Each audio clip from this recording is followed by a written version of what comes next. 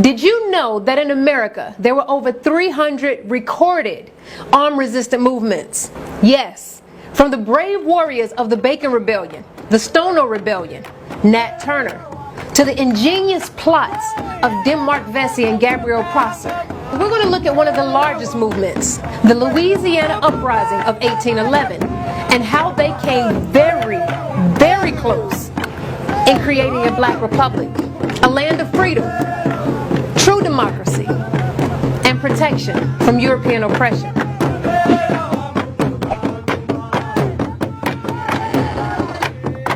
Some just refuse to die. And so we would struggle and fight. We would continue to use our language when they weren't looking. We would continue to remember our customs. I'm an African. I'm a God. I'm a Shanti. I know who I am. They won't take me from me. Some of our people say, you will not take my identity. In fact, proof would just say, I'd rather die and have no respect and be a slave and a servant to you. And so they said, no, I'm going to beat this out of you. Because we were rebellious, we didn't want it. They said, what's your name? And that black man would say, my name, I'm an Ashanti. He said, you are a nigga. He said, I'm God, I'm love. You'll never change me. And many of our ancestors died, fight, never accepting anything less than being proud, productive African people. Indeed, we fought the entire time. And nothing testifies to this statement more than the armed resistance movement by the enslaved Africans led by Charles Dessalines. In order to truly grasp the brave attempt of our ancestors, we need to understand that there were three ways of resisting capitalistic slavery. Running away to territories like Canada, becoming a maroon, living in the swamps and surviving off of the wildlife, and carrying out raids on the plantations to free up others. Number 3, overthrow the state, overthrowing the dictatorship of the slave-holding class. All forms of resisting European imperialists in this capitalistic slave society was extremely dangerous, but the most daring and noblest, a combative, daring, direct approach of overthrowing the old oppressive machine, taking away the land from the slave owners without compensation, and turning the land over to be controlled and owned by the true tillers of the land. This is what revolution is: the removing of one class of power and replacing it with the new class or new coalition. And that's just what our brave ancestors of Louisiana attempted in 1811. To accomplish this, Dessalines' strategy was a two-pronged military attack on the city of New Orleans. One prong of the attack was for the enslaved Africans joined with the maroon communities to move from plantation to plantation along the Mississippi River. They would first fight off the loyal slaves, then slay the slaveholders, and assemble an army as they moved down the river road. They would capture the city of New Orleans and make it the capital of the new republic. The other prong attack was to involve the enslaved Africans inside of New Orleans, who would at the same time seize the arsenal at Fort St. Charles and distribute the weapons to the arriving slave army.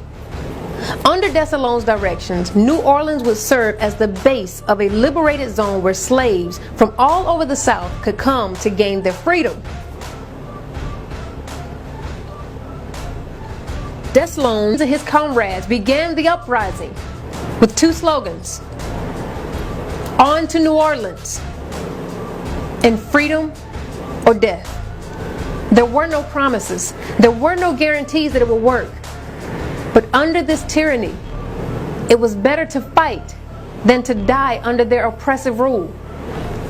Late that evening on the German coast, about 26 miles outside of New Orleans, the uprising began. Here at this spot, this is the former Colonel Manuel Andrews plantation. Today it's called the City of La Platte. On this land, which was about 4,000 acres, the rebels had as their objective to capture New Orleans, to build an independent black republic. This is a powerful revolt involving over 500 Africans from 50 different African nations. Starting at the Audrey plantation, enslaved Africans traveled all night and throughout the day, marching from plantation to plantation, killing slave owners. Here is the grave of Francois Trepanier,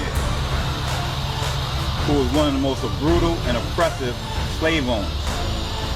What's written on his gravestone is very significant. It's written in French. I'm going to read it and translate it.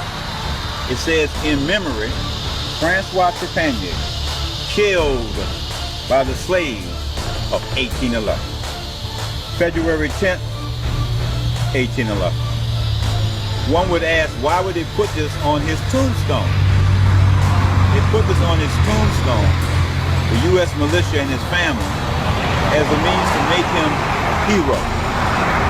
But it backfired. Because every time we bring people here on this tour, people rejoice. They rejoice in the fact that some of these oppressors were taken out. The next day, under the leadership of Manuel Audrey, a territorial militia of roughly 80 men went to attack and take down the African army. But they were outnumbered and defeated. So General Wade Hampton was then dispatched to New Orleans along with the U.S. troops. No, he wasn't dispatched to stop the slave owners and others from exploiting, torturing, raping, killing our ancestors. Nope, he wasn't dispatched to ensure freedom and democracy for all people under this fairly new Constitution.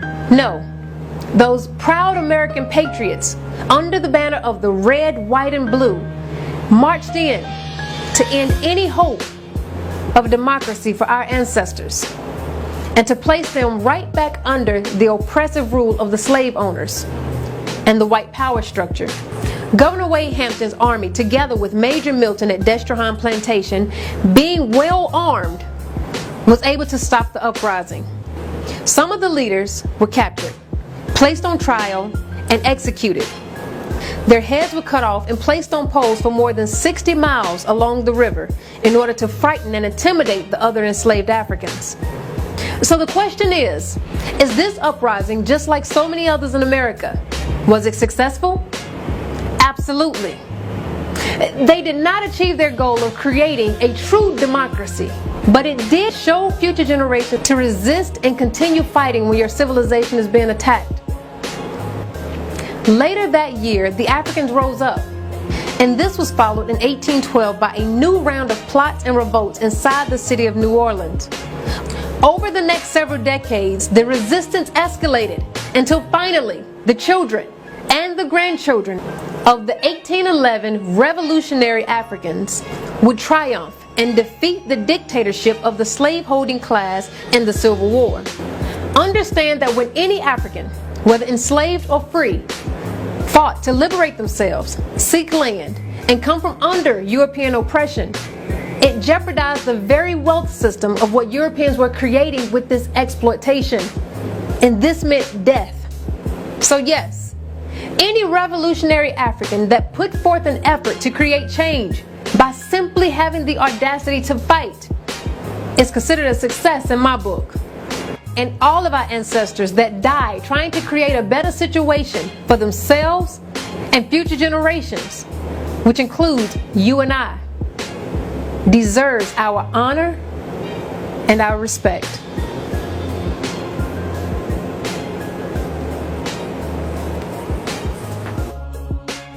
On to New Orleans, Louisiana's heroic 1811 slave revolt.